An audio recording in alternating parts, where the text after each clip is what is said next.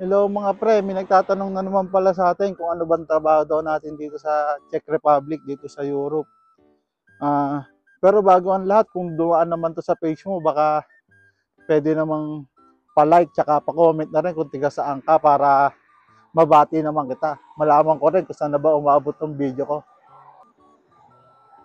Bali doon sa nagtatanong nga pala kung anong trabaho ko dito sa Czech Republic, dito sa Europe. Bali, ang trabaho ko ay dito sa pinakamalaking paggawaan ng bus dito sa Europe.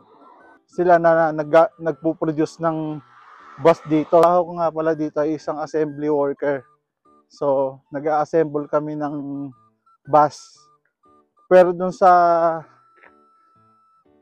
batch namin na kasabay kong umalis, meron din namang painter tsaka